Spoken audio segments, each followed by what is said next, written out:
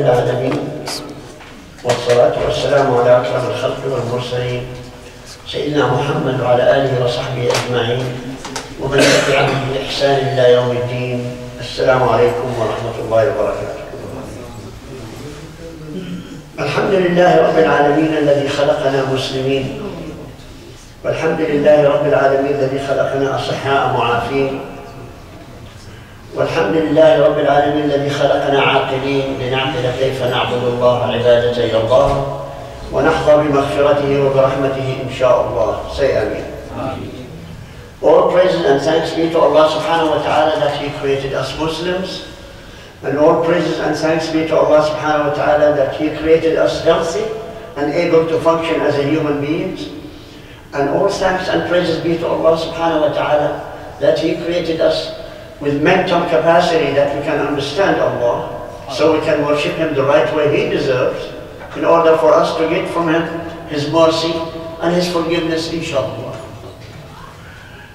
First of all, I'd like to send special salah to our Prophet sallallahu alayhi wa sallam, to say, Allahumma salli wa sallim wa barik ala Sayyidina Muhammad wa ala alihi wa sahbihi ajma'in, inshallah. In continuing of trying to learn and try to know how Rasulullah ﷺ lived, we are going through different stages of his life. Some people, they call it the life of Prophet Muhammad ﷺ. Some people, they say the biography of Muhammad ﷺ. But the most eloquent word, it's in the Arabic language, says Seerah As-Seerah, which means the behaviors, the conduct, and the attributes, and all the conditions, and everything you're talking about Prophet Muhammad ﷺ will be explained in the word Seerah. The Seerah, which means Sarah, it came from Sarah. Sarah means walked, or advanced, or took a straight path and went through it. This is what it means, the word Seerah. So we started this one almost 11 sessions before, 11 Sundays. I'm thanking Allah subhanahu wa ta'ala that you were with me. You stood by me all that time. You have to listen to the Seerah, subhanallah. I really like to thank Allah again and again that for people who are interested in knowing about the life of the most forward human being on earth. The most human being, the one human being, he was the most person being followed by people. Why? Because he was the last messenger, the last message from Allah to earth. This is the last message to human being, carried by this man. This man, the one, we all cannot accept our life as Muslims, except we should always give Allah salah, to ask Allah to give salah, special salah on him. Because he carried this message with the utmost a human being can bear, a human being can endure. He went through every calamity, every hardship, every crisis any human being goes through, from all the prophets before until him. He was given by Allah the most hardship test any human being could have. Over here, please, because my neck is not that flexible like the birds. Barakallah. This way I could see the faces much better all the times, especially the old people like yours. We're young people, you know, would love to enjoy you. So, alhamdulillah rabbil alameen. Allah subhanahu wa ta'ala, most of us, we have some idea about previous prophets and messengers before Rasul sallallahu alayhi wa sallam. We know some stories about this prophet, this messenger, according to what you read in the Quran. But if you try to compare each prophet with the Rasul sallallahu alayhi wa sallam, listen to what he said. He said, do not make me better than any of those prophets. Imagine how humble he was. In the meantime, he is the Sayyid Waladi Adam Wala Fakhr. He said about himself, I am the master of all children of Adam, including Adam himself. Imagine. But he said, do not prefer me, do not praise me more than the rest of the prophets, because all of them are my brothers. Now this man, he went through every crisis, from even before birth. Before he was born, he already in crisis. He lost his father. Imagine, before anybody would think a human being to start crisis, going through crisis in his life, before he was born, we cannot imagine that, can we? Can we imagine that you as a human being, while you are still in the womb of your mother, your crisis starts dumping on you? Imagine the first time, before he breathed, he already has a crisis in motion. One crisis, one after another. As soon as he was born, then he has another problem. Who's going to breastfeed him? Who's going to take care of him? Because his father is dead now. Somebody higher than his father said, okay, I'll help. His grandfather, he said, I accommodate him, I'll take care of him. Now they are trying to find somebody to nurse him. And who was selected to nursing him? The poorest nursing woman in all Arabia. The driest, but she had no milk even. Her family was going through the most crisis ever. They don't have food, they don't have, even their animals cannot produce milk, except in the rare. But she has to live, so she offered her services, and all the good boys being selected, their mothers for nursing by the rich families, and who's left? Him as a poor family, orphan, and also our baby, and also she is the nursing mother. She was left alone because nobody wants to hire her as a nursing mother. And all other women, they got their beautiful jobs to nurse, so she was left alone. And that's the beginning of the blessing on her. The moment his grandfather agreed to give her his grandson, the newborn boy, he took him from his mother, and then he gave it to her. But he himself was in doubt. She is able to nurse him, but he said, okay, that's all we can afford. The moment she laid her hand on him to nurse him, her milk was produced in amount she could not hold it. She had 3 people with him to nurse. One of them is his uncle Hamza. And there is another girl. Her name is Shayma. And there is another one of his cousins. She was nursing all of those ones. The moment she get hold of him, he touched her breast to start feeding, the blessing started pouring. Then, before they finish, she needs to eat, she needs to drink, she needs to nourish herself and to produce more milk. She had few sheep. Those sheep were dry like this before that. Anyhow, let me interrupt this one. Please, brothers, if any of you would like to record it, you're allowed to do it freely. You don't have to hide it. I'm giving permission to anybody to record it, upload it anywhere you want it, sell it too if you want. It's your free of charge. And if you want to pass me percentage, that's fine. But why not? You're free to do anything you like. Anyhow, so the point is, the moment she starts feeding him, they start looking at the animals start getting signs of having a lot of milk. And that's the beginning of the blessing on her family because of Prophet Muhammed ﷺ. So imagine the beginning of a human person's life to be hardship from the beginning and continuously. By age 7 his mother died. By age of 10 and 11 his grandfather died. And then he was shifted from one uncle to the other until Abu Talib, his uncle, adopted him, not adopted, like accommodated him. And so on. And then he had to work as a shepherd for other people when he was 11 and 12, imagine.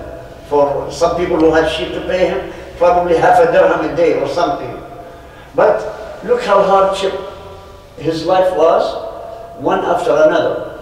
So at the end, I just bring you this clip just to tell you that how hard it is for a human being from that background to carry any responsibility. If it's one of us, we'll be crying in the street saying, please help us, please, and we'll do. But Allah gave him that steadfasting in belief. When he was a little boy, he knew there is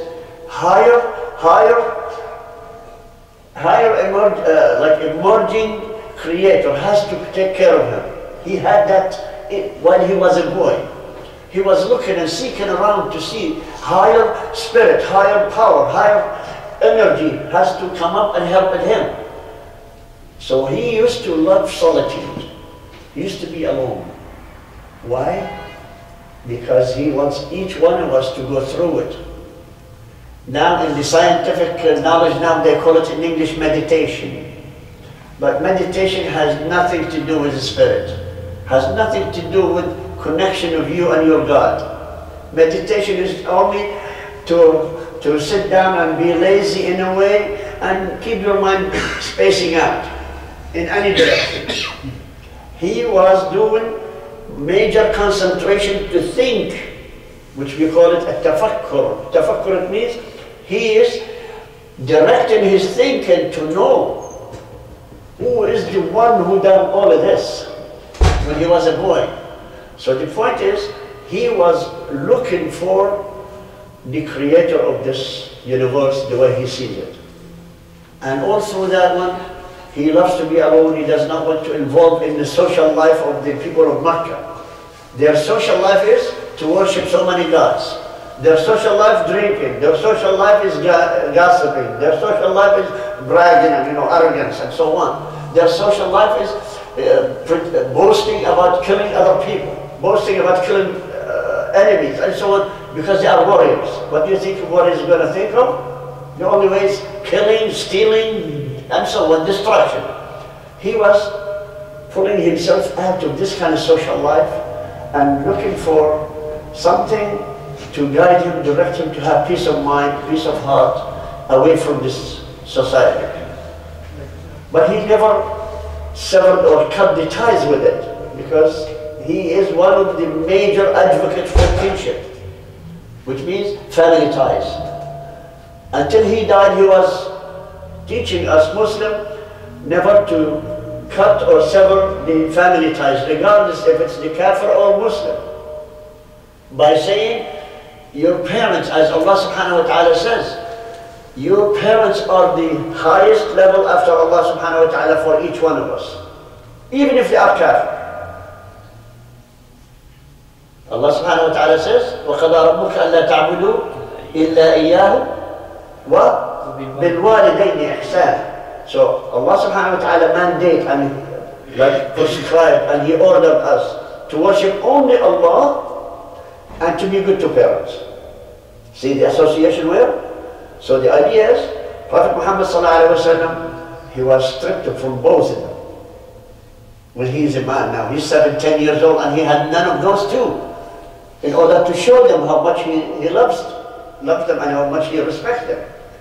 But he's telling us, and Prophet sallallahu alaihi wasallam is also explaining to us how many times in different hadith how much we should deal with our parents. About disobedience of the parent, it is a factor of anybody not to enter Jannah. Would you imagine that? Our brothers? Disobeying parents, it's a major factor for you and me not to go to Jannah. Unless if we please them. Unless if we obey them. Unless if we treat them honorably. We have to honor our parents so much. Just a small story before we get into our subject. Everybody understands how much the kuffar of Quraysh used to hate Prophet Muhammad sallallahu alaihi wasallam, wants to kill him. He wants to get rid of him once and for all. Finally, when he went to Medina and he started establishing a new state of Islam and so on, he had a few of his wives with him. One of those wives, a daughter of the head of evil of Quraysh. Thank you very much. Barakallah. Thank you.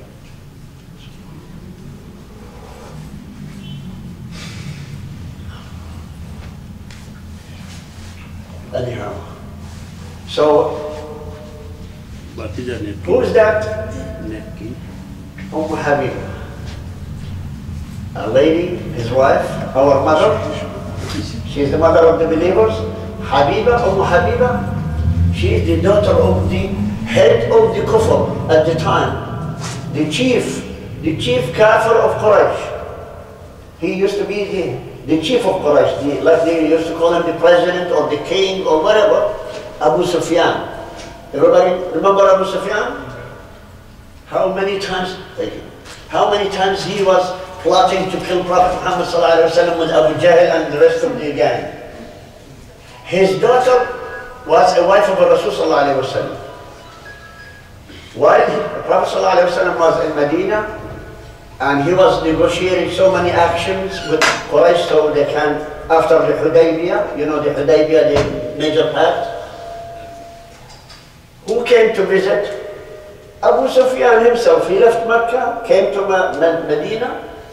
After his negotiation fails with the Rasul ﷺ, he went to visit his daughter, she is the wife of the Rasul ﷺ.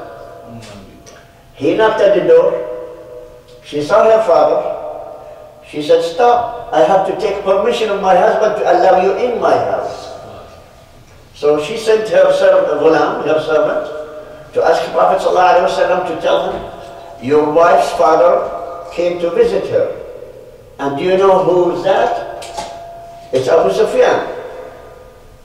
Can she allow him to get into her room?" He said, "Yes. Go and tell her, let her deal with him with the most honorable stuff." So the messenger came in and he said, "Yes, you can receive him, you can make him enter your room and treat him well, treat him with honor." Listen what she did. So he came into the room, he found a mattress, he went to sit on it. She came and pulled the mattress like this from underneath him. She said, "Get out of it, this is the mattress of Rasul sallallahu alaihi wasallam. You're not allowed to sit on it. You sit over there." And she made him to sit different spot. So the idea is, Abu Sufyan is the chief of kufr, chief of enemies of Rasul sallallahu alaihi wasallam. But because he could have killed him, Rasul sallallahu alaihi wasallam, he could have sent somebody to kill him. No, he kept the family ties to teach us a lesson. Yes, Allah subhanahu wa ta'ala says in the Quran, وَإِنْ جَاهَدَاكَ عَلَىٰ أَن تُشْرِكَ فَلَا تُطِعْهُمَا وَصَاحِبْهُمَا فِي الدُّنْيَا مَعْرُوفًا. Allah subhanahu wa ta'ala said, if your parent trying to convince you to be out of Islam or to make shirk to Allah subhanahu wa ta'ala, don't obey them. But وَصَاحِبْهُمَا فِي الدُّنْيَا مَعْرُوفًا. But you keep connection with them with the good stuff. Ma'ruf, it means the best treatment, best honor. So here, the message for all of us, the Rasul he's indicating to us, you cannot go to Jannah if any of your parents are not pleased with you, Muslim or Kafir. So this is the lesson today is, please check with your parents. If you have one of them alive or two of them, make sure tonight, I mean tonight, when you go home, make sure you make them happy. Because you don't know, maybe you see them tomorrow or you don't. Either one of you guys could pass away. Me too, but I lost both of them. But the point is, I'm giving you this message, please. It's so serious. If you remember the story of the Sahabi, the companion of Rasulullah, he could not say Shahada on his deathbed. The Rasulullah asked if his mother is pleased with him. She indicated she is not. So he brought in wood to burn him in front of her, because he's going to hellfire anyhow. He said, "I'll burn him in front of you." See how serious it is? It is so serious. that Rasulullah ﷺ was willing to burn his own companion, one of his own companions, because his mother was not pleased with him. And he could not say Shahada before his death. But Allah subhanahu wa ta'ala made this possible for the Prophet ﷺ to teach us a lesson. It's better to burn yourself in dunya than face on Allah on the day of judgment because you are disobedient to your parents. Because the punishment in there is worse than the one here. And Allah cannot punish a person for the same crime twice. If you're being punished here in dunya, He's not going to punish you again in akhirah. Unless if you have something else you're going to be punished for. But for the same act of sin, you're not going to be punished twice. Except one. Except one person. Fir'aun. Fir'aun being punished in dunya, and then he will be punished in akhirah. So the idea is, my message is for you today is, please make sure tonight, before it's too late, to please your parents, no matter how you do it. No matter how you do it. So saying that, Alhamdulillah Rabbil Alameen wa salatu wa salamu ala akram khalqi wal mursaleen, Sayyidina Muhammad wa ala alihi wa sahbihi ajma'in. Now, we reach the point from last session. The Prophet sallallahu alayhi wa sallam, now he is in Medina. He made the hijrah with Abu Bakr. We know how they received him with that nasheed. What was the nasheed? The Na'at. Tala al-Badr alayna. And they faced him with happiness, and everybody was trying to grab him to be his guest. Every person in Medina, they used to grab his camel, leash. Try, please come to my house, please, everyone. And he used to say, let her go. She is ordered by Allah. Innaha ma'mura. Let her go. She can stop the way Allah wants her to stop. So now, because of that, the Rasul he noticed something now. Those people, they tried to ask him to be with them. Already they grabbed the Sahaba before, the one who did Hijrah before Rasul. They were fighting, no, he's my guest, no, he's my guest. Any Muslim used to arrive to Medina from Mecca, people of Medina used to grab them from the street. He's mine, he's mine. They used to fight with each other. So anyhow, when the Rasul arrived in Medina, majority of the Muslim already in there. Majority of the Muslim from Mecca, which we call them Muhajirin. What are the people of Medina used to be called? Ansar. Who said Ansar first? Who said Ansar first? Me. Who? Me. You are? Okay, this one for you. MashaAllah. Okay. See, he's going to be faster than you now. So Alhamdulillah, so Rasulullah when he arrived to Medina, saw the attitude of the Ansar, people of Medina. First act he did after designating the masjid, when he designated where the masjid is going to be built, to make a brotherhood between the Muhajirin and Ansar. So he started to say, you Muhajirin, you're from Ansar, you are brothers in front of me. So you used to come and hug each other, you are my brother. The inheritance, if any of you dies, you inherit him and you inherit him.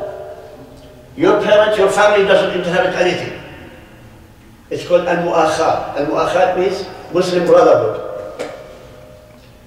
Until Allah subhanahu wa ta'ala ordered the Rasul sallallahu alayhi wa sallam, he said, no, from now on they don't inherit each other, only their own family, which is the right way. But they are brothers in every other aspect. So there is one incident which is I would like to highlight to you, to tell you how much the Ansar were in love with the Rasul sallallahu alayhi wa sallam and his companions. One man, his name is S.A.W. ibn Rabi'a. S.A.W. ibn Rabi'a. He was one of the richest people, one of the richest. He was not the richest of Medina. There is this man came in from Mecca. He was stripped from his money, everything. They allowed him to leave if he gave them all his belongings. And he used to be rich also in Mecca. In millions we're talking about. So he said, yeah, take it, I don't want it. I want to go with the Prophet Muhammed ﷺ, even bare body. Only he had a sack. You know those rice sack? He just cut it from the top and he put it through his head. And went with it to Medina. As soon as he arrived to Medina, everybody grabbed him. Then Rasul ﷺ later on, when he made the mu'akhara, which is the brotherhood, Sa'd ibn Rabi', it happens, this man, his name is Abdul Rahman ibn Auf. He's one of the 10 Mubashirin bil Jannah. The 10 being given glad tidings they would be in Jannah at the early time of Rasul sallallahu alaihi wasallam, when he was still in Mecca. So Sa'd ibn Rabi', his brother now is Abdul Rahman ibn Auf. So Sa'd ibn Rabi', he said, Ya Abdul Rahman, you are my brother now. All my money, tens of millions of dollars, not dollars at the time, dinars. So what happened? He said, half and half, between me and you, half and half. This is not the incident I want you to know. He came and he said, Ya Abdul Rahman ibn Auf, I have 2 wives. I have 2 wives. I'm going to bring them out. You look at them. Which one you like? I divorce her. After iddah, you marry her. Imagine. Have you ever imagined something like this happens in any kind of human being history? But this is the love of Allah, love of Islam, love of Muhammad sallallahu alayhi wa sallam. So Abdul Rahman, he looked at him and he says, MashaAllah, this is what Islam is all about. But anyway, thank you. I don't need any of your money. I don't need any of your wives. Leave them. They are for you, but show me where the market is. Imagine, I don't need anything from you, but show me where the market is. I can take care of myself. And since that time, in 3 years, he was the richest one in Medina. Abdul Rahman ibn Auf, because he was a trader, you know, the one who was buying and selling. He could buy and sell, and he's smart. So, this is a story I'd like just to show you, when you are really a good Muslim, how much you can contribute to Islam by even offering your brothers that deep. I don't think any human being, any one of us here, if you have 2 wives, you can share one with me. Or if I have 2 wives, you think I'll let you share it with me? No way. But look how it is. This is the spirit of Islam. That's how we should be. Not only, this is an example how deep it is, the belief and faith those people used to have. So anyhow, this is the story, and then he made every muhajir, everyone from the muhajirin has a brother from the Ansar. And that's the beginning of the Islamic society. Now, Medina is going to be the capital place for the new state called Islam. Now, this is the place to form a society from one group of religious people, which are Muslims at the time because they were religious. They were just brand new Muslim and they are excited over it. But in Medina, there are another kind of people. They are the mushrikeen, the one who is not Muslim and who is not believing in anything except believing in stones or idols or whatever. And there is the Jews. So how many societies now in Medina? 3. So Rasulullah, in order for him to establish a new state, he had to make a pact. A pact, it means an agreement with different societies. So he made agreement with the mushrikeen, for those people who are not believing in Islam or believing in Christianity or believing in any religion except their idols. So he made an agreement. And also the same thing, he made an agreement with the Jews. That moment, when he made it, there are so many articles. I'd like to name some of those articles in order for us to understand. If you are making a pact or an agreement with non-Muslims, these are the things you should be emphasizing on it to protect Muslims. The first one is, he said, Muhajirin and Ansar one ummah. What is it? One ummah. You people, mushrikeen or Jews, if you deal with any one of them, you're dealing with the ummah. You're not dealing with Medina people or Mecca people. There is no difference. Each one of them is one ummah. At that point, one of those Quranic verses came from Allah subhanahu wa ta'ala, came twice, one in Surah Al-Mu'minun and the other one Surah Al-Anbiya. He said, إِنَّ هَذِهِ أُمَّتُكُمْ أُمَّةً وَاحِدَةً وَأَنَا رَبُّكُمْ فَاعْبُدُونَ. He said, this is your ummah, one ummah, I am your Lord, I am your God, so worship me. This is one. The second one, he said, again Surah Al-Anbiya, he said, إِنَّ هَذِهِ أُمَّتُكُمْ أُمَّةً وَاحِدَةً وَأَنَا رَبُّكُمْ فَاتَّقُونَ. He changed one word in the second ayah. فَاتَّقُونَ. So you better take care not to be angry me. It means Allah saying, protect yourself from my anger, so do the right way. So here what happened. This is number one article from the agreement, that you people, mushrikeen and Jews, you deal with any one of us as one ummah. Second, if anyone killed, you know, at the habit of those days, there's called diya. Diya means blood money. You remember when somebody killed somebody, they gave his family some money instead? It's called blood money or diya. He mentioned, if anyone killed, from either way, the diya has to be paid. The blood money has to be paid unless the family of the deceased person or the killed person forgive. If they forgive, it's okay. This is number two. Number three, you and us, three communities, three societies, we have to be one against the corruption. Anybody start to corrupt between us, we all have to be allies together to fight against the mufsid. Al-mufsid, which means the person who make corruption or start a new war or something. This is number three. Number four, you know, the punishment for killing is to be killed. Anybody who kills, this is the punishment of Islam, and every rule, instead of family feud, you remember those feud, you kill one of my family, I kill one of yours, and so on, keep going. He said, there is one rule. If a kafir was killed by a mu'min, by a believer, you don't kill the mu'min. You pay only blood money.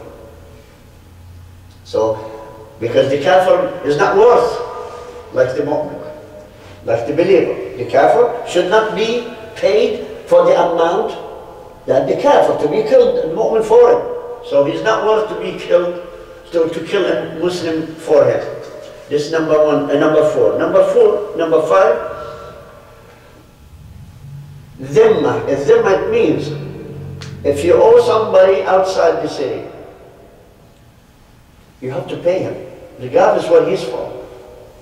And if you can't pay him, come to us, we'll pay him. So we all have to help each other to pay our debts to the outsiders. Number six, if one of you, Jews or Mushrikeen, asked us to help against enemies, we are going to help you. Against your enemies, not ours, but we help you and your enemies.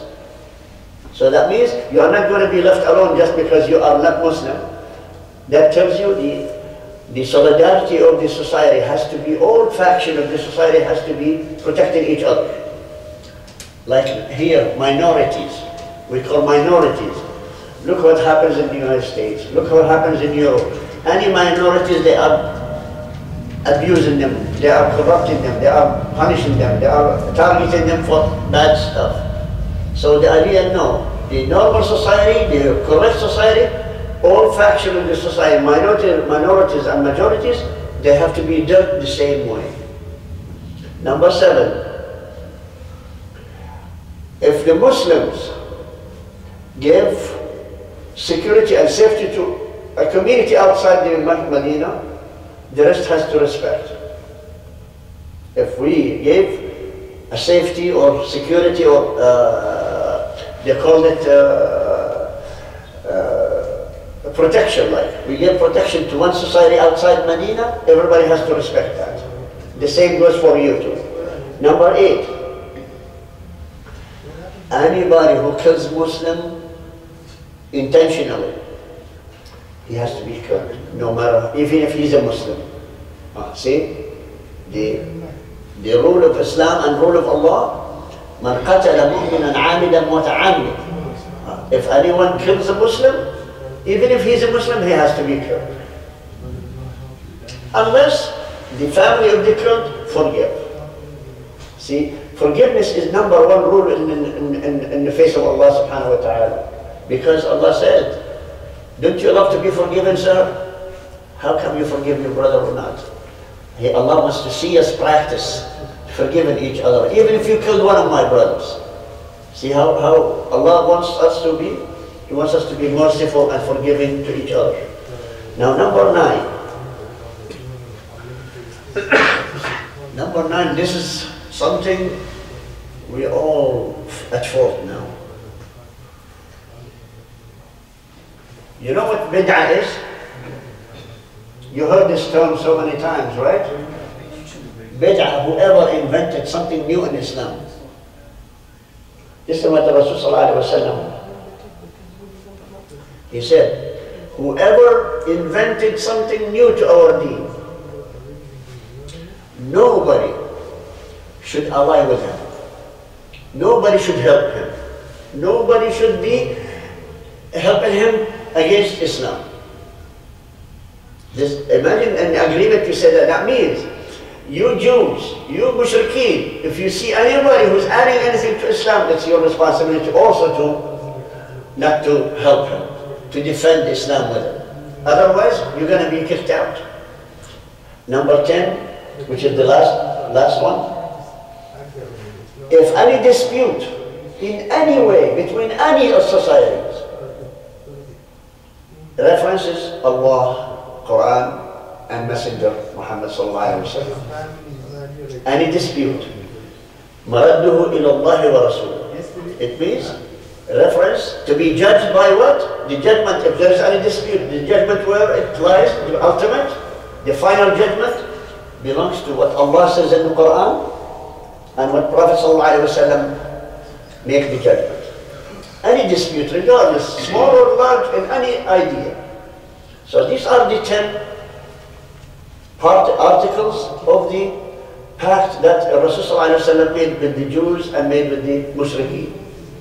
Why?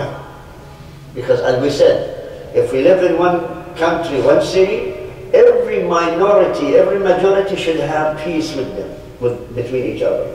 Should help each other to establish goodness, to establish fairness, to establish justice.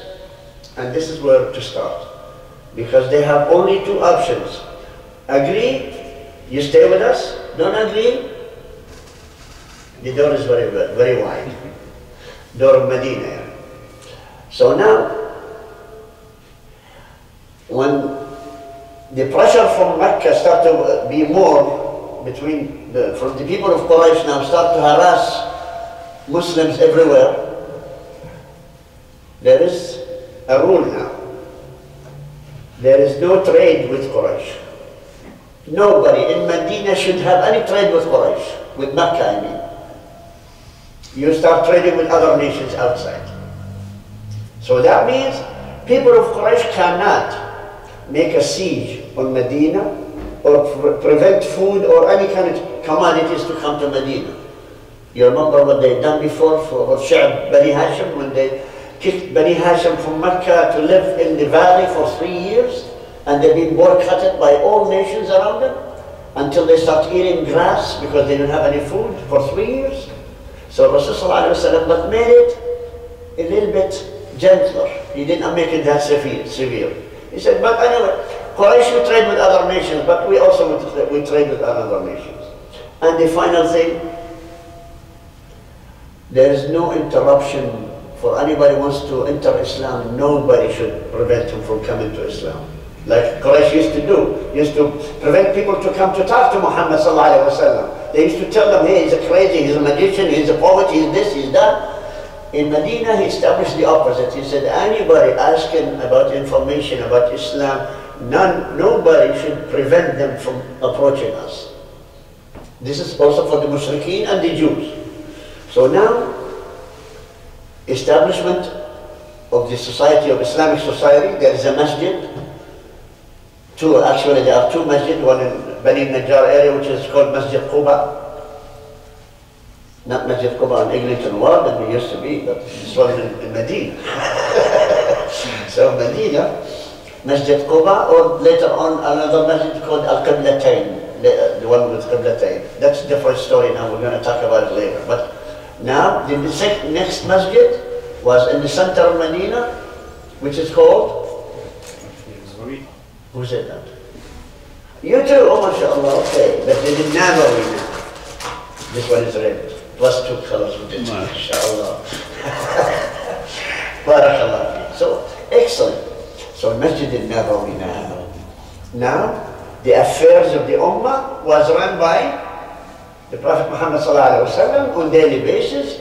Now they are sending, Rasul starts sending people to make da'wah to the tribes outside Medina in different directions. But in the meantime, people of Mecca, when they discovered no Muslims left to punish them, to torture them and do this, they start to gather again to have another think bank. They start thinking, come on, all chiefs of all tribes, come on, let's think of a new way. When they were here with us, we've done some thinking. Now they are outside. What are we going to do? So they start thinking of things. It's called istifzazat. Istifzazat means, inciting. Somebody push you to the limit, So after that, they start plotting certain plans, people of Quraysh. Some of these plans, they start sending secret messages to the Jews and to the Mushrikeen in Medina. Secret message.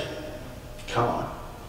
You don't like Muhammad sallallahu alaihi wasallam. You don't like him. You don't like Muslimin. Why don't you start from underneath, in secret, destroy this new society in your city. This is your city. How come you allow him to control you? When you start manipulating people against somebody who's living with them, they don't intention to be good. They want their intention to create resistance inside Medina against the Rasul and the companion. So they sent, this is the first step they've done. Secret messages, secret letters to go to entice those people against Prophet Muhammad and his people. And again, when people from Medina, they want to do Umrah or Hajj in Mecca, they used to face them, threaten them, and do a lot of stuff. One of those incidents, S.A.W. radiallahu anhu, is one of the greatest Sahaba too. He went one time, he was the chief of the tribe called Al-Aws. He was the chief of Aws. So he's gone, and he's a rich man, and he's, powerful man in Arabia. So he went to do Umrah. Who watched him, who saw him and talked to him? Two great horns of shaitan, Abu Jahl and Umayyah ibn Khalaf. Those two horns of shaitan, because they are the one most hurt Muslims, those two. So they saw Sa'd ibn Mu'adh making tawaf around Kaaba. So they said, Ya Sa'd, imagine. He said, you protected our enemies in your city. Are you protecting yourself in our city? It's a threat. That means we can kill you here. Imagine how arrogant those people used to be. They told him, threat, plain. Who's going to protect you in our city? You protected our enemy in your city, now who's protecting yourself here in our city? So he said, Abu Jahl, he said, there is Abu Safwan, who was Umayyah ibn Khalaf himself, he used to be a friend of Sa'd ibn Mu'adh. So he said to Abu Jahl, he said, it's okay, he's my guest in the city. He said, Wallahi, Abu Jahl, he was saying, Wallahi, if Umayyah ibn Khalaf did not say you are his guest, I would have chopped your head. He could. Abu Jahl is a huge man. Sa'd ibn Mu'adh is a small man. And he's alone. Abu Jahl could send a few of his thugs to kill him. Not himself also. He could send thugs. He said, you could claim he had a fight with the kids and they killed them. So he's blood money. You could say that. And they would have done that. These are some of their plans. Instigate some kind of crisis. And again, some tribes around Medina, they used to be friends with Quraysh. So they used to send them letters and gifts. Harass the Muslims. Wherever you see Muslims, harass them. Make it difficult for them to travel. Attack them. Do this, do that, and here's money for it. Here's gifts, here's this. So now they're trying to tight up the harassment on Muslims. So they will have no rest in there, so will be always worried about who's going to come attack them. In the process, Rasulullah was told by Jibreel alayhi salam, Quraysh is sending letters to the Jews and the Mushrikeen, the societies in Medina, to attack Muslims from inside. So do something about it. So Rasulullah told his Sahaba, the companion, he said, from now on, each one of you should be careful, because Jews and the Mushrikeen, they are going to be attacking us from behind, They're not going to be facing us, they're going to be attacking each one of us behind. So the Sahaba at that time, they said, Ya Rasulullah, okay, we are not going to sleep except our swords with us. We're not going to walk on the street except we have our weapons with us. And then 8 of the Sahaba, Muhajirin and Ansar, they dedicated themselves or hired themselves as security guards or bodyguards. To who? To Prophet Muhammed ﷺ. They all, everywhere he walks, 8 of them around him. Nobody come close, even Sahaba, except if a Rasul said, yes, let him come. Walking in the street, imagine 8 bodyguards, 8 powerful guys protecting the Rasul ﷺ for a while, until Allah subhanahu wa ta'ala sent Quran.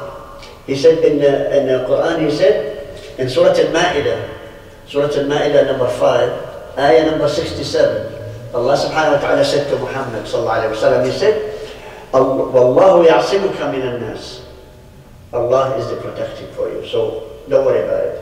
So he told his Sahaba, okay, Allah is protecting me, so you're fired.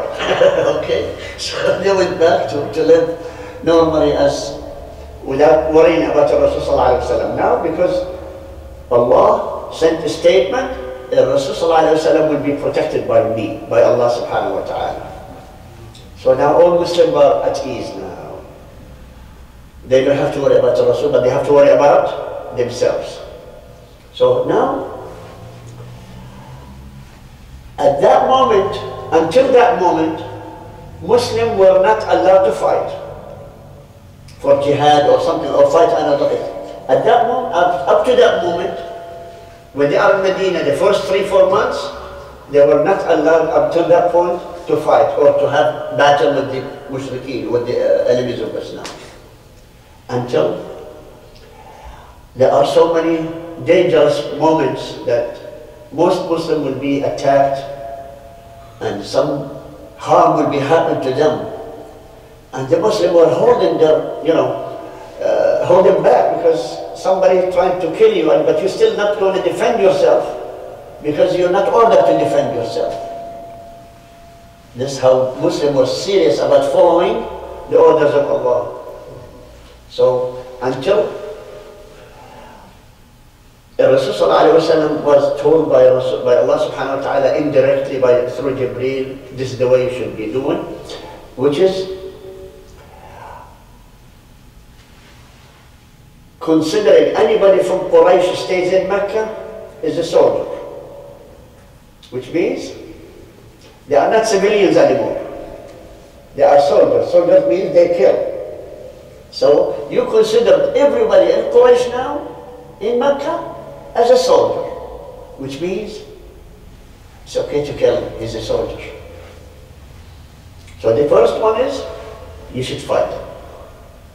But not in organized stuff yet. Not organized stuff yet.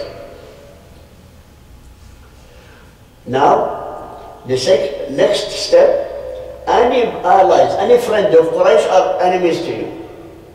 Now it's in the open. Anybody who are helping Quraysh or with Quraysh are your enemies. This is to the Muslims. So consider them your enemies too. Third, anyone who from Medina, from our friends like Jews or Mushrikeen, made allies with Quraysh in any way, he's our enemy, we should fight him. Number four,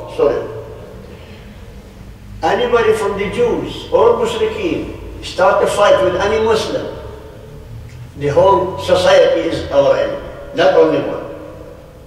So each society has to hold their members. Don't touch anybody because now we are going to be facing. So this is number four. Number five, anybody from any religion wants to enter Islam, they should encourage him and bring him to Muhammad sallallahu alaihi wasallam. So up to this point, now they're being told to fight back, to defend themselves. So Rasul sallallahu alaihi wasallam, he wants to show us how he started organizing campaigns. Saraya, they call it Saraya. Sariya means platoon or battalion? Yes. A group of soldiers together to go and start looking outside Medina, to see who's coming from the enemy. So patrolling, keep patrolling around, equipped to fight. It's not going just normal. They have to have their weapons ready to fight in the battle which is bigger than their numbers. So Saraya, and then again he established what do you call watch points or observation points, that people sit there and watch. If there is any movement of the enemies approaching Medina, they come and report to Rasul sallallahu alaihi wasallam. Now we are living in a military state of mind. Now, because they've been told to fight back, that means Allah knows there's going to be something very close. It's going to happen. So they have to be prepared. In the meantime, just to let you know, the Masjid Nabawi, used to be also meeting place, not only for Salah, for prayers, community center like, a meeting place.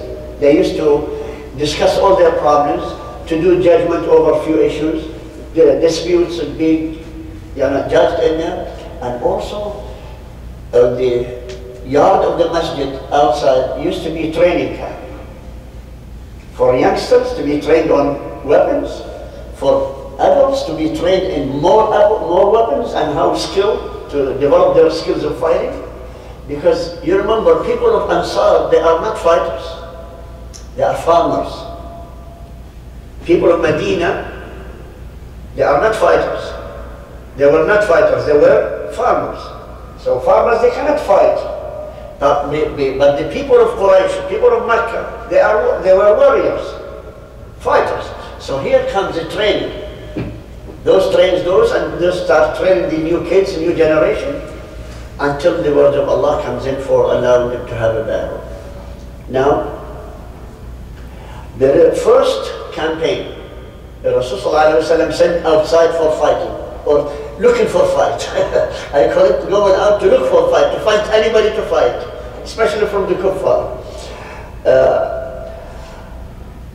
At the edges of Medina, one of those observation points, the ones who was watching for enemies, They start imagining people.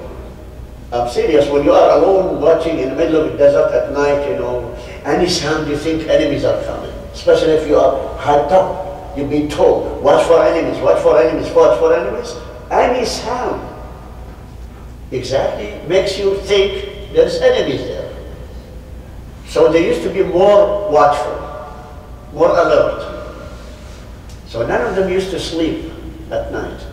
They used to come after Fajr, send somebody in their place, they'd be relieved from their duty, they come home and they go sleep. Because they've been up all night long with their nerves, you know, being on nerves very tight. So Rasulullah, he wants to make a pressure on Quraysh. So every once in a while he sent a group of soldiers to come close to Mecca, to show the people around Mecca, Muslims are having armies now. You know, they are not just loose change of people. Now they have organized armies. Why? To send a message to Quraysh. Don't touch us anymore. We are now a state. We are now a total new state with armies, with people can fight. Because people of Mecca used to say, people of Medina are sick people. They used to be. There used to be in Medina a disease called fever. They call it German fever now. Imagine Germany was not even found in the map then, but they call it now German fever. People of Medina used to be hit by that disease always. The people of Mecca, Muhajirin, when they came to Medina, you remember last session we mentioned this? People of Mecca and Muhajirin, as soon as they get to Mecca, Medina, they feel sick. Until all of them, they said, Ya Rasulullah, do something about it. So he lifted up his hands and he said, Ya Allah, take that fever from Medina and throw it to Juhfa. You remember Juhfa is the miqat now. So, and it did happen. And Allah responded and he took the fever from... So people of Quraysh still thinking people of Medina are always sick because of the fever. But now, Prophet ﷺ, he wants to tell the people of Quraysh, send a message. Now we Muslim, we are not just Medina people or people of Mecca, we are Muslim. Now we are organized, we are a state, we are fully aware, and we are strong enough to attack you if you want. So be careful, do not start anything with us. We have the army, we have very powerful soldiers. So we started all that. At this point, the Prophet ﷺ concentrating on what? Spreading da'wah now more and faster outside. Because no harassment now, no restriction. So he starts sending messengers to all tribes around Mecca and Medina and all Arabia, different, even outside Arabia. They start to go for those ones. And then, one of those times, in the first Ramadan in Medina, Rasulullah, he prepared a platoon, a Seerah, called Seerah, which means a group of soldiers. The leader is Hamza radiallahu anhu. And he said to him, you have 30 people from Muhajirin and 30 people from Ansar. 30 people from Muhajirin, take them. He did not ask Ansar with them. People of Medina he did not ask them to go with them. He said, okay, only Muhajirin, Sahaba from Mecca. He said, Ya Hamza, take them and go towards Mecca and see her, have a feel of what's going on. In one way, they did not go directly to Mecca. They went to the coastal area, the coastal, which is the Red Sea coast. So they went through that one because that is the place where the trade is. The route of the trades, the camels, the caravans used to go through that one because it's safer than going through the desert and you don't get lost. You know, when the Red Sea in your left, you don't go north. If the Red Sea in your right, you go in south. So nobody's going to get lost. So here, Prophet ﷺ gave instruction to Hamza radiallahu anhu. He said, don't initiate fight. Just go explore. Expedition, like. Just go explore, but don't initiate. If you see something, try to pull out, because you never know what happens. So Rasulullah sent him with this message. While he was there, somebody, Abu Jahl and Abu Sufyan, were always tracing any kind of routes for the Muslim to go.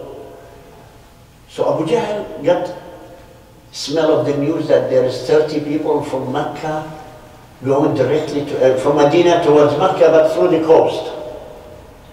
So he went to Mecca and he said, I need 300 soldiers. And there is this mini army of 300 soldiers of Mecca. And he said, let's go and feast those Muslims. And Abu Jahl was the first one who instigated all this, and he said, I'll go with them. So this is the first military campaign of Rasulullah.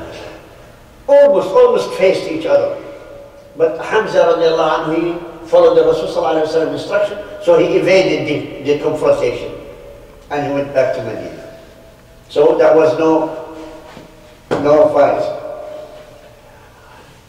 That was, as I said, the first military campaign in Islam. Then Rasulullah, he started sending every direction. Every couple of days he sent one group. Here, check. Just show people we are military. You know, we show people we are there. So the news started to be all around Arabia. Muslim has a regular army now. Like who? Like the most powerful empires. So the news started to reach where also? Roman and the Persian empires. What? The desert has armies? They start looking at this and say, those people, the camel riders, they have armies? How could they live there? There is jinn in the desert. How could they survive, those people? So they were looking down. They are kind of ignoring the preparation of Muslims. They said, even us, we cannot, they are not worth even sending army to them. So let them be, those they will be killed by jinn. That's how ignorant those people used to be, thinking the desert is full of jinn. How could those people survive in the desert? Because themselves, they are, you know, what do you call, they are being luxurious in their life, you know, everything luxury in them. They did never seen desert to be living in it. So they were thinking that way, so they did not bother. And then, in the month of Qada after Ramadan, S.A.W. radiallahu anhu, he was sent by Rasulullah with 20 people, Muhajirin again. A place also close to the coast, in a small city called Rabigh. Rabigh is a port of Arabia until now. So a small city there. So Rasulullah come with them, join them halfway. There is about 170 kilometers between Medina and Rabigh. He went with them about 80 kilometers, imagine, accompanying them. Then he said, okay, you continue, and Rasulullah came back. So finally, Sa'd ibn Abu Waqqas reached those tribes in the coastal area, and he told them, I am a representative of the new state of Islam in Medina. We have to have a pact, we have to have an agreement with each other, so we do not have conflict or fight each other, we'll be friends, we'll be allies, and so on. So they wrote down an agreement. That was the first agreement done without Rasulullah. So he made the agreement, so that route will be protected by this tribe, which is close to Rabigh, which means those are going to be allies to the Prophet ﷺ. So Rasulullah considered this is as a ghazwa, as campaign of aggression, because he went with them, and those people came and subdued those. Like, he forced them to sign an agreement. Sa'd ibn Abi Waqqas, he showed them his muscles. He said, sign the agreement or else. They signed. Now, they have to abide with this one. So this is the first military campaign with fighting spirit in it. It's not exploration, it's fighting spirit. They want to fight. So now, and the same thing, the same month, another campaign There are the pastures where the animals of Medina used to, the grass where the animals used to feed, pastures, they call them pastures of Medina, like sheep, camels, cows. They used to take them outside Medina on those pastures. Some of the people from outside, they attacked the shepherds and stole some of those ones. So Rasulullah he anointed somebody's name, Safwan, to go and follow them with 70 soldiers to chase those people and attack them and punish them. And it was done. This one used to be called First Badr campaign. You remember Battle of Badr? This one is not Badr, but Rasulullah and the Sahaba used to call it, this is First Badr. That's the first actual fight with enemies of Islam, including those thieves. So that was First Badr. Then later on, in Rajab, in the second year, in the month of Rajab, Rasulullah sent somebody's name, Abdullah ibn Jahsh al-Asdi, for a place called Nakhla between Mecca and Medina, small town, small village or small concession. He was there to bring some news about caravans of Mecca, the caravans of Mecca, how they travel between, Syria or Yemen to Mecca. So this man, he was sent by Rasulullah to get some news. And when he got there, they found one of the caravans not protected well. He has some guards with it, some people, so they fight them. He has with him 70 people as the soldiers. And they attacked this caravan and they took everything as, spoils of the battle. They took them back to Medina. So that is the actual first, first spoils to Medina, to Muslims. And they have with them 2 prisoners. They got 2 of those prisoners with them. But the Rasulullah didn't like it. He sent them as to look for news, not to fight. To look, at least to give some news about the caravans, how they travel. Instead they attacked, and so the Rasulullah said, no, release the prisoners, bring them back home, and every spoil you bring it back. Because there is no order for me to do that. Imagine how Prophet ﷺ, his justice, even in the worst situation, he applied justice. He said, it's not fair, because I told you only to give information, not to fight or to kill or to capture or do whatever. So they released all that. That was some of the tribes around, when they hear this, this is, no human being could do that except a noble. The noble man, honorable man, who could do that. Some of them entered Islam because just only that act. Again, because at the same time, when Quraysh heard of what happens, before they got receiving all of this, the moment they heard about the attack, they start rolling around all tribes. See, Muhammad is attacking us, attacking his own people, killing his own relatives. See, Muhammad, he is the criminal, he is the vicious, he is the... So they start spreading rumors about Prophet Muhammad ﷺ. Bad news for all tribes. So some people, they believe them. Some people, they say, we'll ask, we'll see what happens. Now,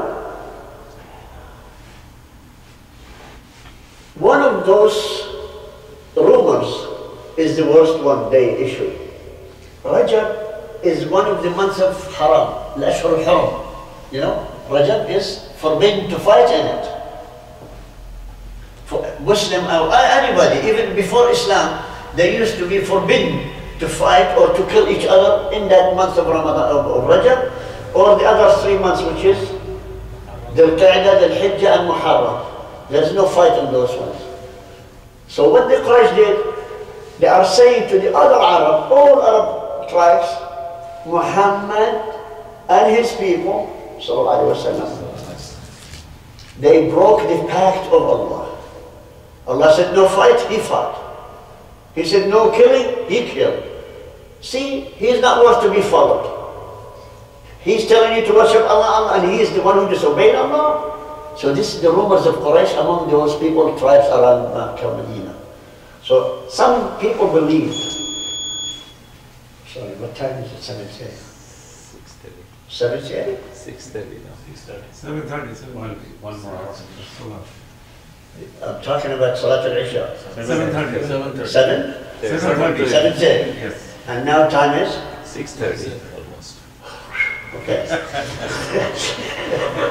Just 1 hour.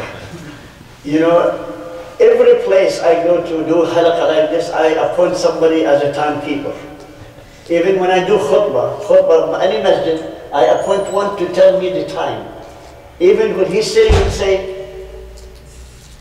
1 minute, 4 minutes left, so I can control my khutbah or control my dars. Except here, I forget. Why? Because I see your faces always looking for more. So please, every time you are here, one of you appoint yourself as a timekeeper. Because I don't keep track of the time. Jazakumullah khair, barakallah fiik. Now, at that point, when the rumors start to spread too much and now news start to come to Medina saying, Ya Rasulullah, most tribes around in Arabia, they are saying you are disobeying Allah by initiating war or fight in the Ashur al-Haram, in those forbidden months. So he said, Quraysh is doing shaitan work. So he kept quiet. He did not defend himself. He did not respond. Who did respond? Anybody tells me you get candy? Who responded? Who said? Hadrat Umar. No. Someone else defended the Rasul sallallahu alaihi wasallam. Allah subhanahu wa ta'ala. Barakallah fiik. I'm sorry. Yes, it's Allah. Came down Quran.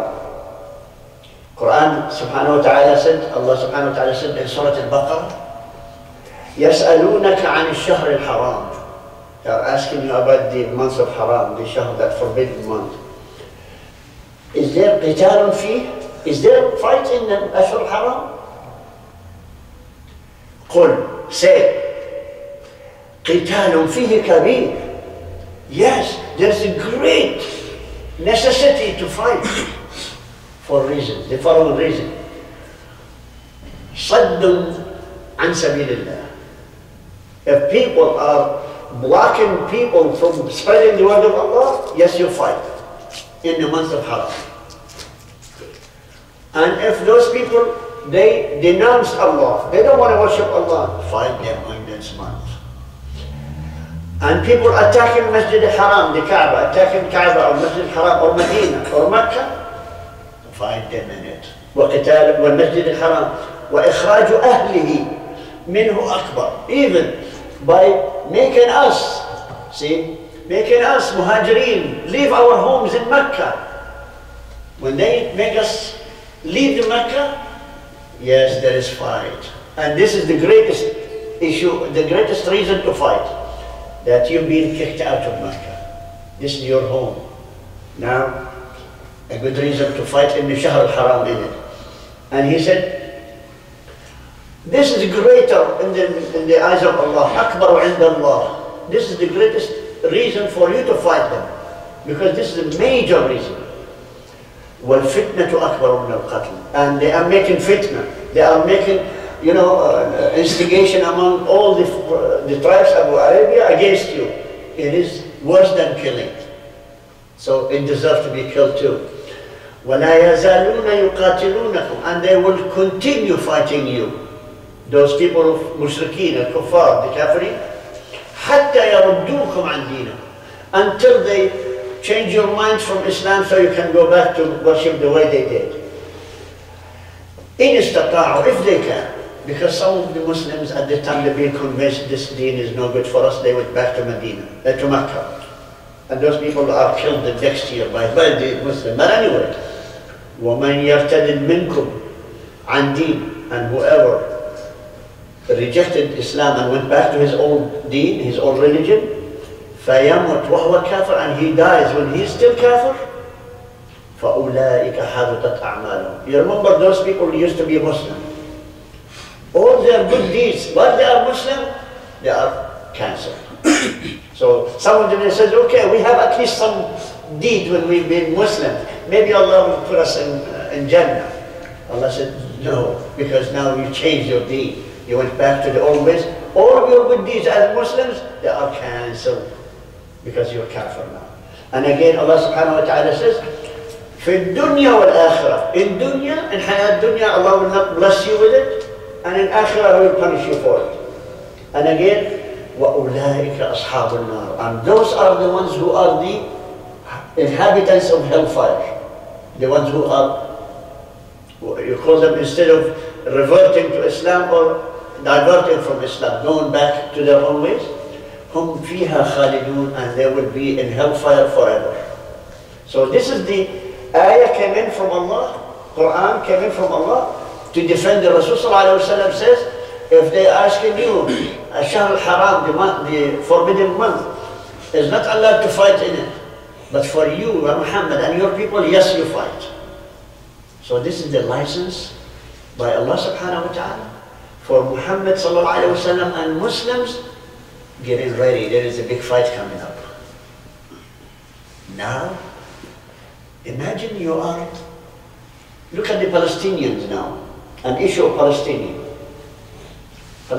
being kicked out of their homes, being killed left and right and center. Some of them in all countries around the world.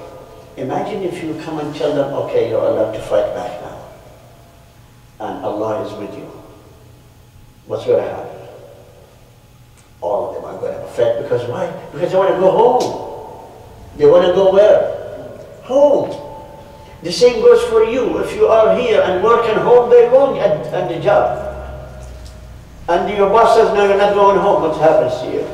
You say, I'm quitting, I need to go home. Even if you're working this way, how about if you are being kicked out by force and you lost everything? So now the Sahaba, Muslims, now they are in a special attitude. Now the Rasul sallallahu alaihi wasallam is training them, teaching them, ruling them, guiding them, every possible way to be good soldiers. Plus good Muslim, plus good da'iyah. Make da'wah to Islam. 3 conditions. These are above their being men and human, being family people, being merchant or jobs. These are extra for each one of them. Here comes something.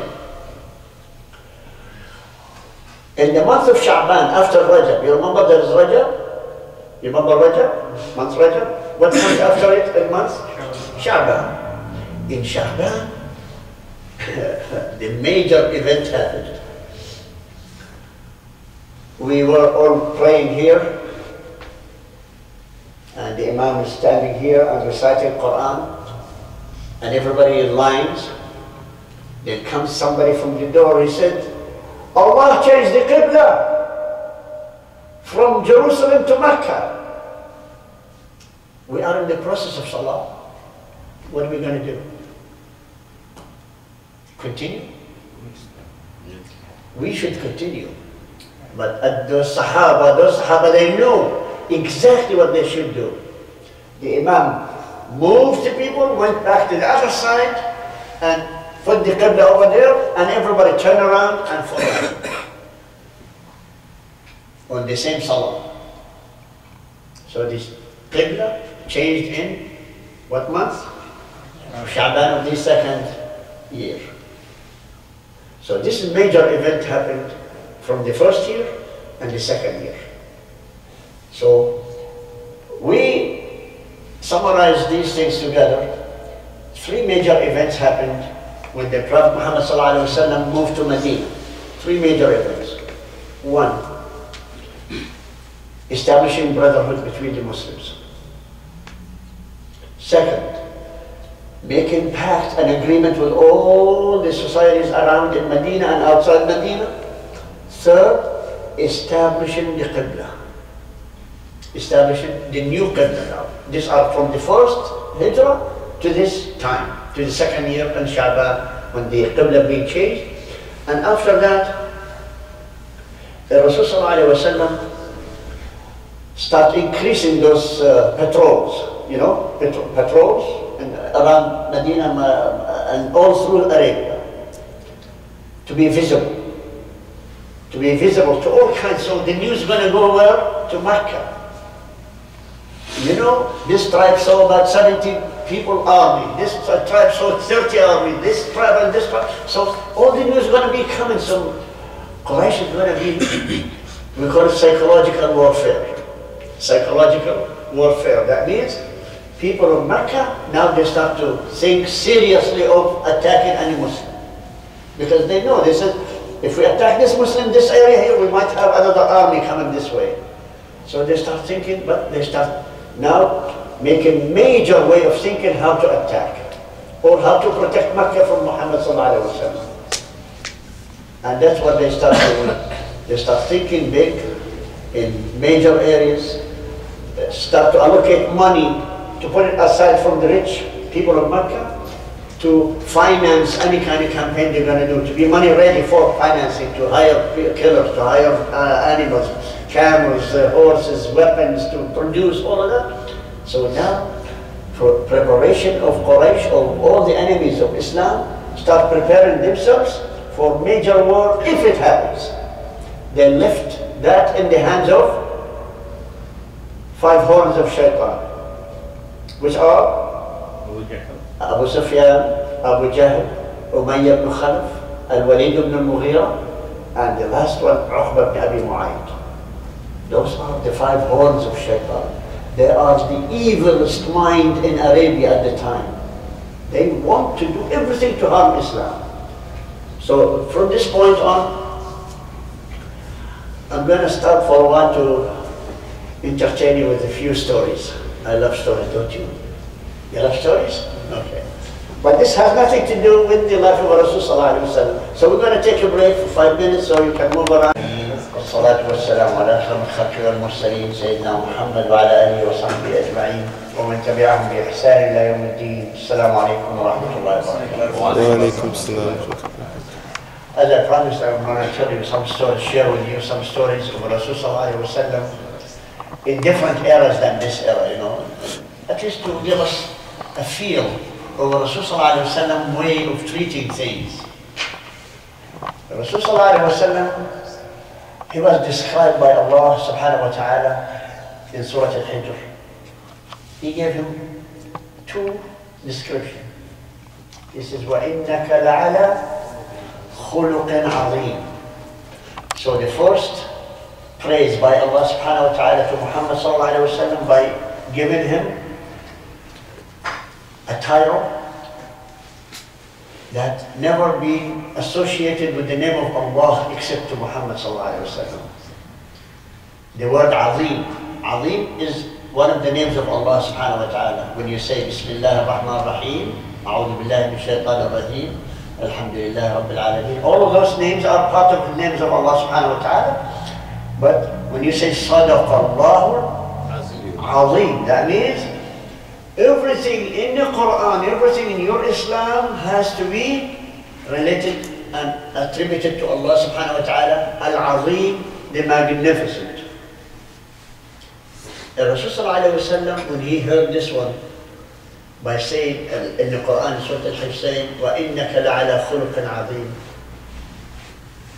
If I were there to watch Rasul sallallahu alayhi wa sallam when he recited this ayah, from me knowing how is the character of Rasul sallallahu alayhi wa sallam, how his akhlaq, how his conduct, how his behavior, and how his manner, and how his attitude with Allah subhanahu wa ta'ala, I think I would have seen him going down, making sujood to Allah more than ever before.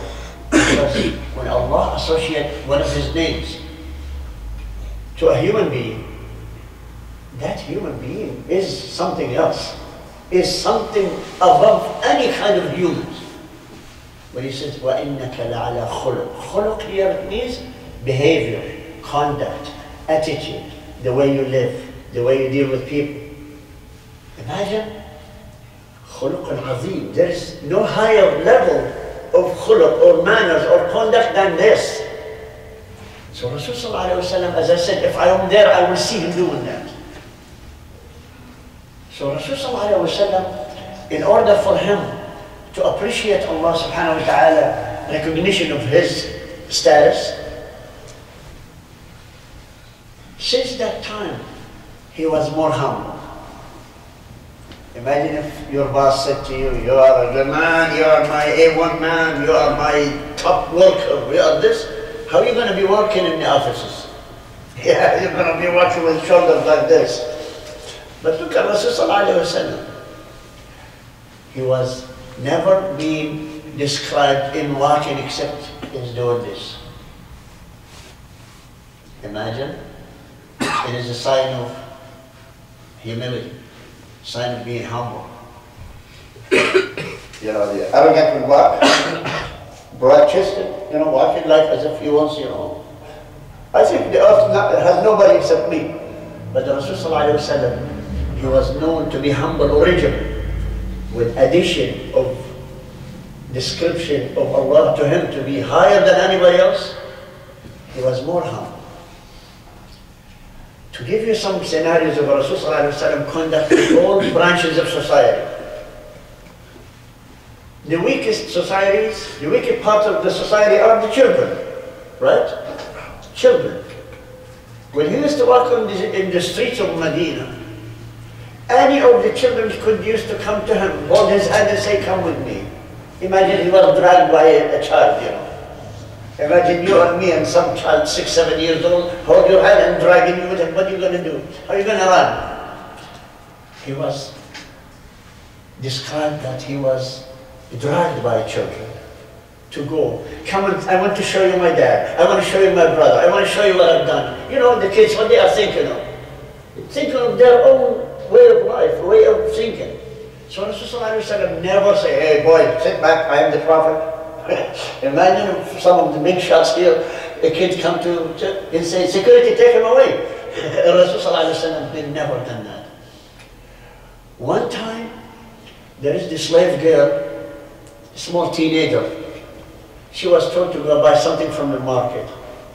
While she going to the market, and then she saw Rasulullah. She ran to him and she held his hand. She said, can you come and help me pick this stuff I'm buying for my family, for my masters? Imagine she's a slave girl. You know what he did? He went with her all the way, picked this stuff, everything. And they got more because of him. The girl, she got more because she was with the Rasul. And he walked her back to where her masters were, the house where she lived in. What do you think that slave girl, she started talking about when she got into her masters? An old man, he grabbed me or he did this. As soon as she walked in, her master said, where do you get this? You're not supposed to get that much. She said, your prophet. He took me to buy the stuff for you and people treated me better. But Rasulullah he was gentle with children. Again, he was gentle with old people. When we're going to discuss the Battle of Badr, which is next subject, we're going to discuss the Battle of Badr, the first battle. Imagine the Muslim came out of Medina. The Prophet ﷺ with all the majority of the Sahaba with him, 313 of them. There is somebody has to be in charge behind him. Am I right? When he's out of Medina, they're going to go for 450 kilometers, the distance between Medina and Mecca. 450 kilometers. So that's the one direction. But at least, in his absence, who's going to be in charge of Medina?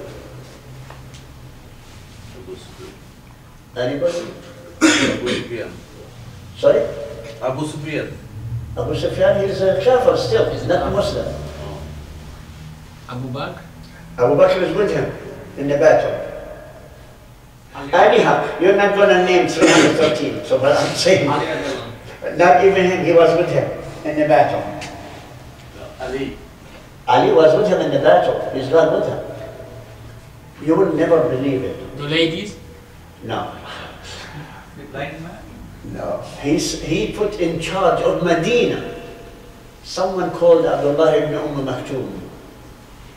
Anybody has And heard? there's a blind man, right? Now you get your candies back again.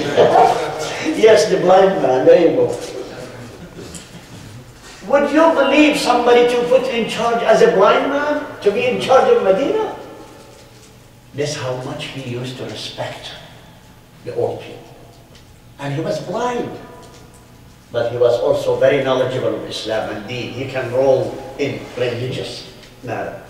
So that's how Prophet ﷺ used to treat the youngest and the oldest.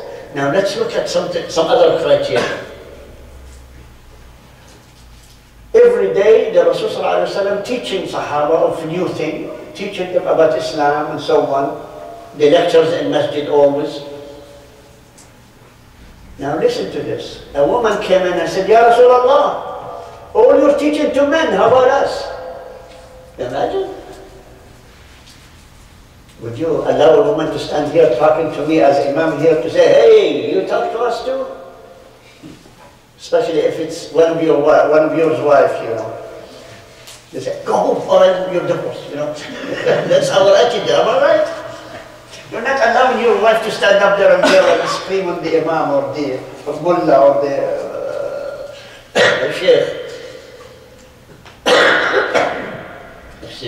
So Rasulullah ﷺ, look how gentle he was. He said, yes, you designate or dedicate 1 or 2 days a week, I'll dedicate that time for you women. You gather them all together, you go. So first, look at the concept. He appointing her as a leader. See how you train leadership? He knew she got the quality of it, you know, vocalizing her concern. She's not like him, he doesn't speak. Okay, he's always taking the candies. He's a quiet part. I love him. So the idea is, first, recognition of the talent. The Rasul ﷺ recognized the talent. So he understood the problem. Then he said, okay, you gather the women, designate one day, you allocate that old stage, and I will decide. Then he decided Thursday night and Monday night for women's teaching.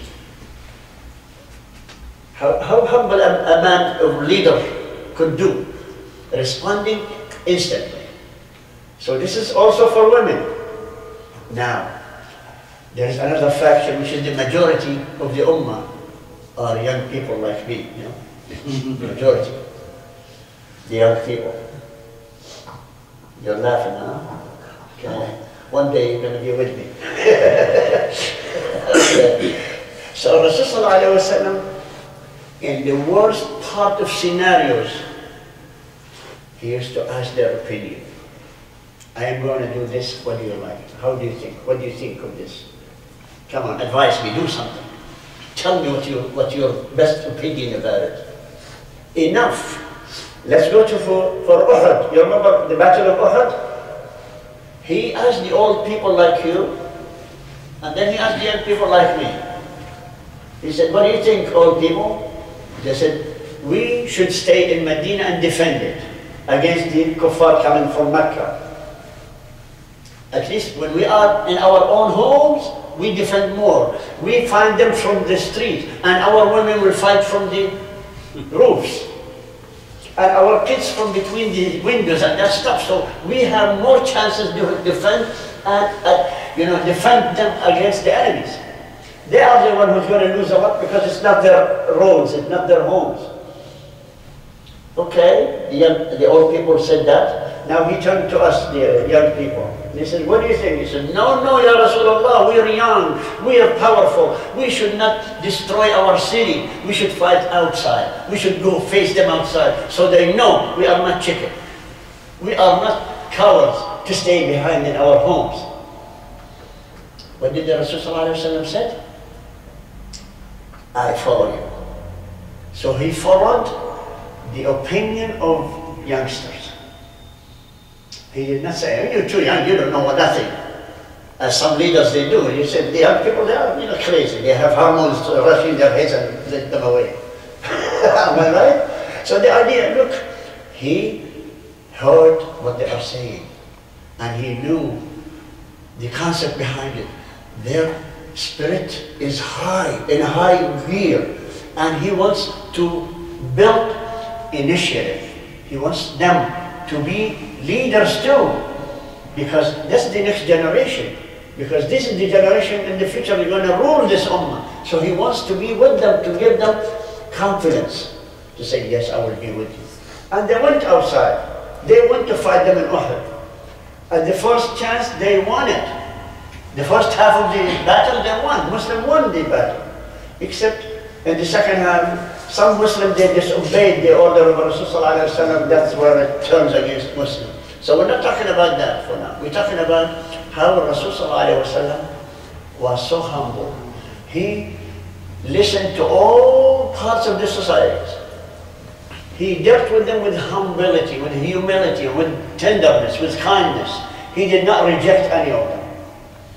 Like for us nowadays, we say, who are you to talk to me this way? Who are you to suggest to me? You think I'm crazy or I'm stupid? I know what I'm doing. These are the attitude of nowadays leaders. Am I right? They don't listen to somebody who's concerned. They don't listen to somebody with good idea. Even if they listen, they steal the idea to themselves. Even if it's your idea to come up with a good idea, say it's my idea and you're outside in the dark. See what happens?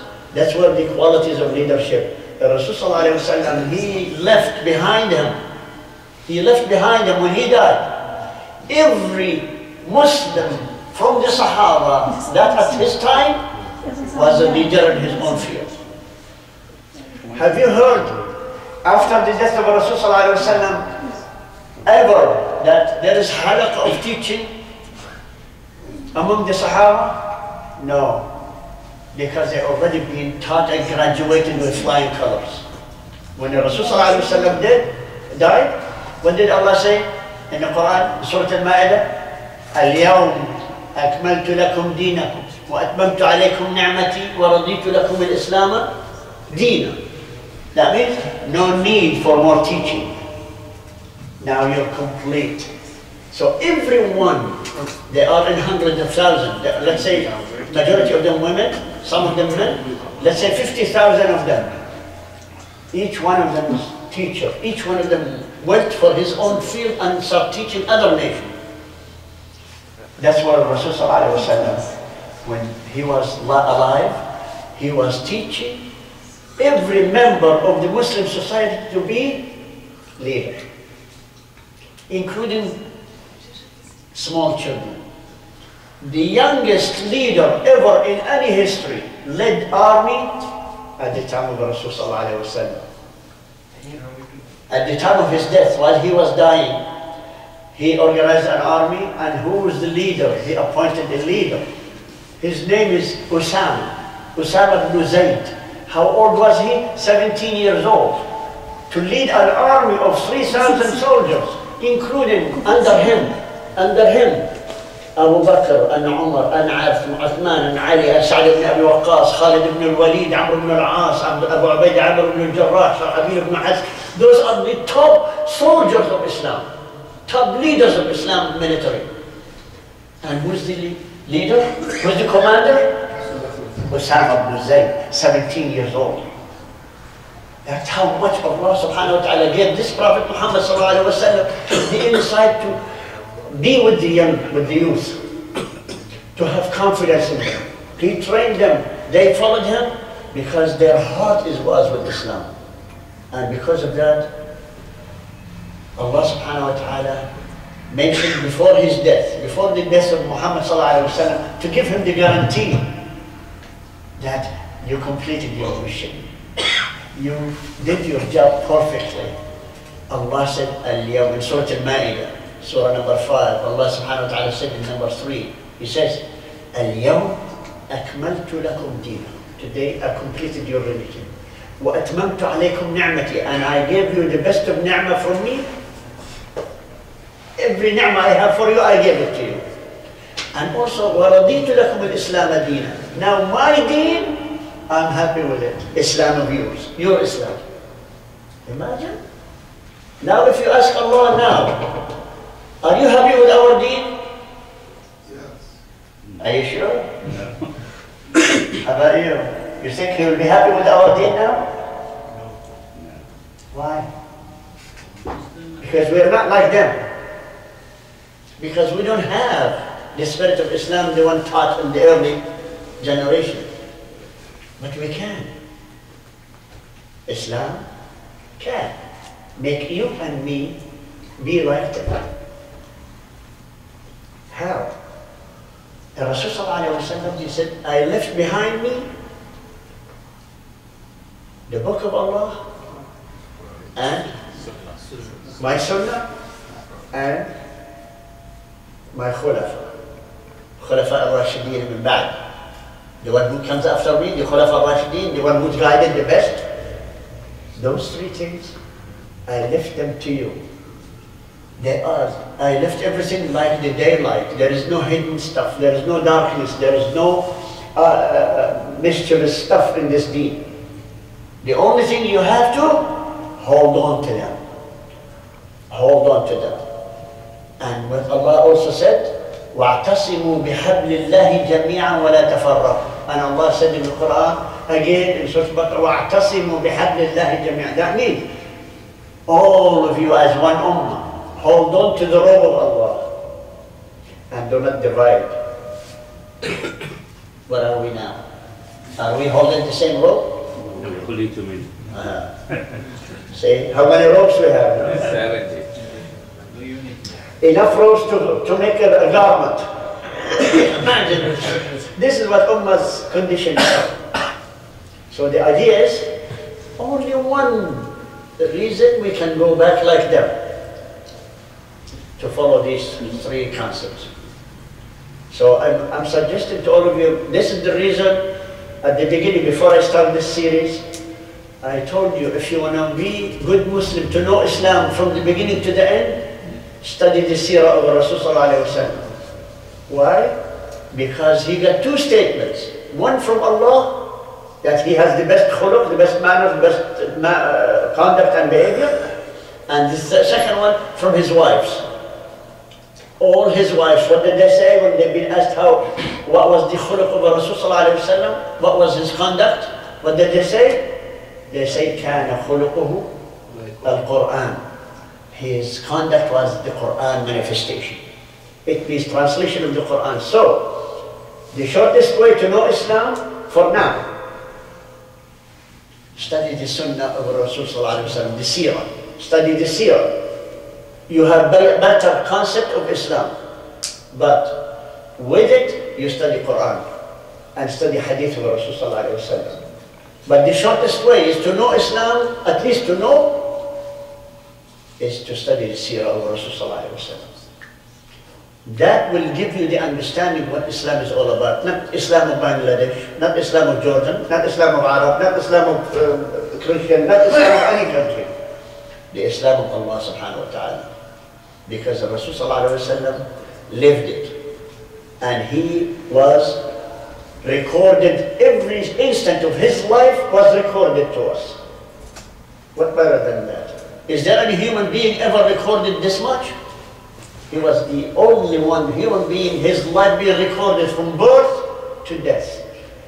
Inside and outside. Intimate relationship and outside relationship. He was the only man on earth was recorded. Why? Because Allah wants us to know every details of his life. There is no hidden life, no secret life, no underground, nothing to be hidden from you and me. This is what Islam is all about. Allah used the word al-mubin. Mubin, it means the obvious. It means the apparent, the obvious, everything that you can see and write and learn. Everything Allah mentioned, إِنَّهُ قُرْآنٌ مُبِينٌ إِنَّهُ حَقٌّ مُبِينٌ إِنَّهُ الضَّلَالٌ مُبِينٌ. Even when he described kufr, he used to describe kufr with mubin. Mubin, it means obvious and plain, not hidden. That's one of the reasons why Allah subhanahu wa ta'ala made sure the life of Rasul sallallahu alaihi wasallam being followed to the letter. From the first generation, second generation, third generation, until this generation. And it will continue until the last generation, because it was recorded. And if it was not recorded, by the grace of Allah, He dedicated certain people to dedicate themselves to record the Seerah. One of the top recorder of the Seerah called Ibn Hisham. So if you can find the book, Seerah Nabawiyah, to the author called Ibn Hisham, that's the first authentic Seerah of Rasulullah. Again, when you're talking about hadith of Rasulullah, if you want to look for any books about hadith of Rasulullah, check those 12 books, starting from Bukhari, Muslim, Ibn Majah, Abu Dawood, Al-Nisa'i, Al-Tirmidhi, and all of the rest. Study those ones. And if you want tafsir of the Quran, go to the best one called Tafsir Ibn Kathir, because also being translated in every language. So I'm talking, because you read the Quran, majority of us, we don't understand the Quran because it's in Arabic language. Some of us, we don't know the Arabic language. So the only way is, if you don't know the language, you don't know the words, go to the meaning, go to tafsir, we'll give you an idea. And also, in with it, the Seerah of Rasulullah ﷺ, because the life of Rasulullah ﷺ was explaining some of the Quran. When the life of Rasulullah ﷺ, so many incidents, occasions, circumstances in his life to translate this Quran. So it will be easy for you and me and everybody to understand Quran the fastest way. And it's up to you and me to learn Arabic first. Because you know how much you're losing for not knowing the Arabic language? You're losing a great deal. You think you are achieving 5% of this Islam? You're not. Probably 1 in a million of this Islam because you don't know the Arabic language.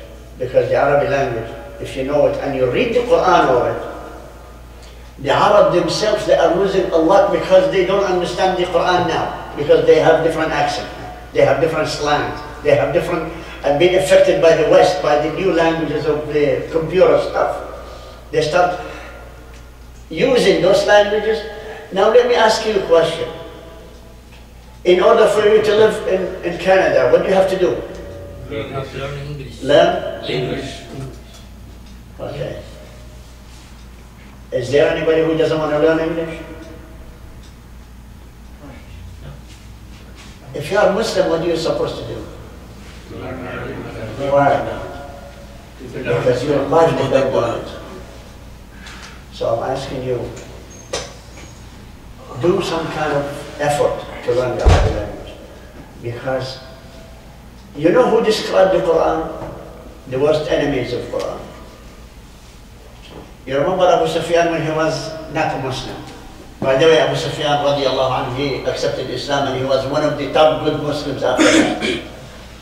But at the time when he was kafir, where did he go? He went to the king, the emperor of Rome, asking him to send an army to kill Muhammad and his people. So that emperor, he said, or the king, he said, tell me about this man you're talking about. He's converting your people against their own religion. What does he say? Was he liar? He said, no, we know him as what?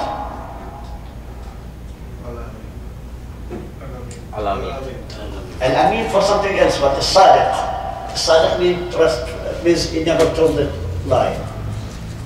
Okay? So what did he say?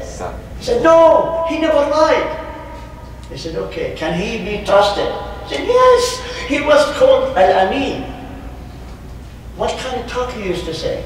He used to tell us to be good to our parents, to be good to our neighbor, to be good to our kinship, to help the poor, to help the weak, to help the victims. And this. He said, this, if he calls for that one, that means he's a good man. That means this one. He said, okay, what he claims. He said he claims that he's a messenger of Allah, of God. Okay? Tell me what the words he's saying. He said, I can't remember some of them, but I'm going to tell you and describe it for my own stuff. He said, إِنَّ لِلْقُرْآنِ حَلَاوَةً وَإِنَّ فِيهِ لَطَرَاوَةً Imagine, he's stating the words of the Quran, it's so sweet. You know halawa? Halwa? Halawa, in Arabic halawa. The sweetest kind. وَإِنَّ لَفِيهِ لَطَلَاوَةً. Talawa, it means it comes to the heart right away. And he said, also he claims that he has some revelation from heaven comes inside him, and then he turns like a crazy. He'll be like a drunk, he'll be like something jinn in him. He said, this is Jibreel. Imagine. The king of the Christian, he knows the signs of the prophethood. He said, Wallahi, this man, I should follow his deen. He said, okay, wait a second. So he went inside, he gathered all the cardinals, you know, the bishops, the big bishops of the Christianity, and he put them in his hall, and he locked the door, and he said, listen, I am a Muslim now.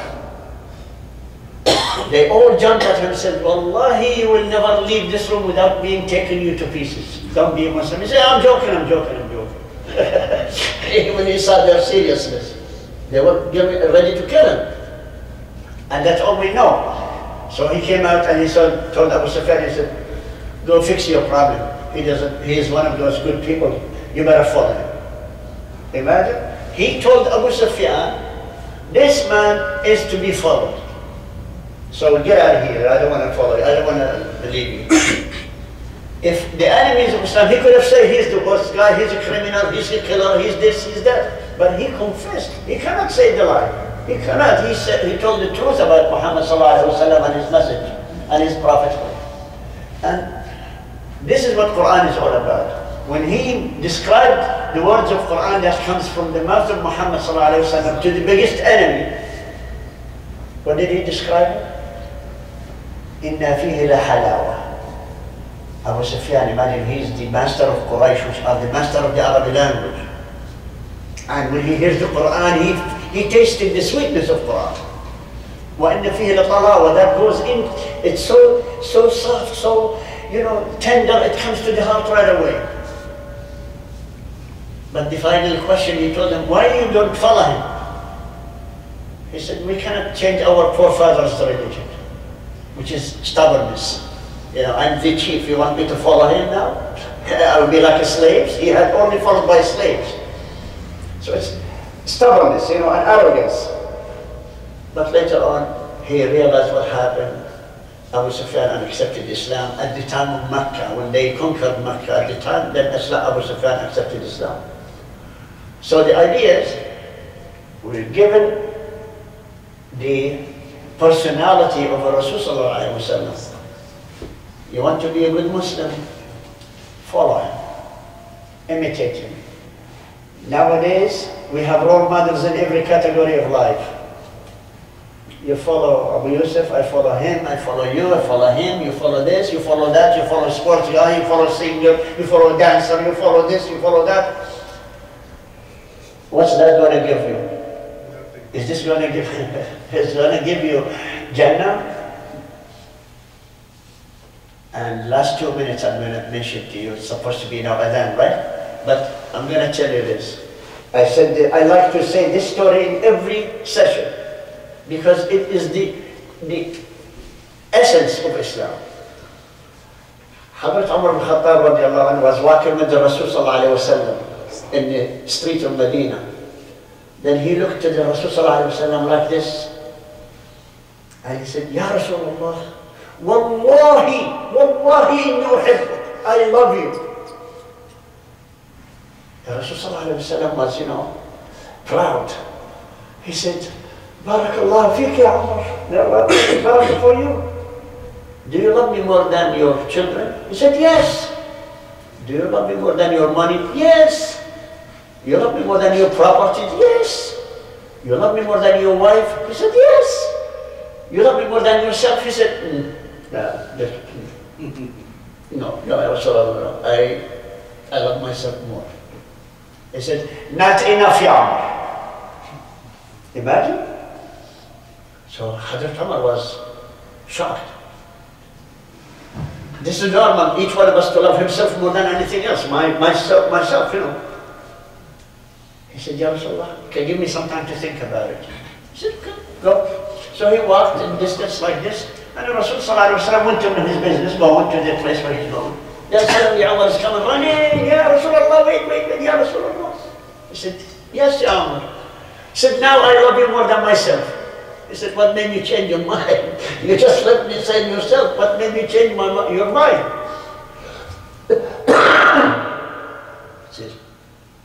He said, Ya Rasulullah. We start to forget her. He said, Ya Rasulullah, on the day of judgment, when I stand in front of Allah, and He's asked me, you need help, can I call myself to help me? Myself itself is on trial in front of Allah. I cannot help myself that I am on trial. Whom do I need the most? I need you, Ya Rasulullah. That's what made me change my mind. I should love you more, and I will love you more, and I'm loving you from now on more than myself. And this story, we should adopt that on each one of us. Because the Rasul sallallahu alayhi wa sallam was a role model for us. And Allah subhanahu wa ta'ala said in the Quran, if you and your money and your family and your tribe and your trade and your properties and your honor and your tijara commerce, you love it more than me and my messenger, then wait for something from Allah to punish you. Imagine, you prefer your money over Allah, you prefer money over Muhammad sallallahu alaihi wasallam, you prefer your horse or your car over Rasul because you love your car so much. And this is it. Allah said, 8 things, if you love any of them more than Allah and His Messenger, then wait for something to happen to you because Allah doesn't like it. So 8 reasons for to love Allah and Messenger more than yourself, more than everything you own. So I ask Allah subhanahu wa ta'ala to give us more insight about Islam. So it's time for Adhan. So we're going to pray for Adhan and finalize everything after that. Barakallah.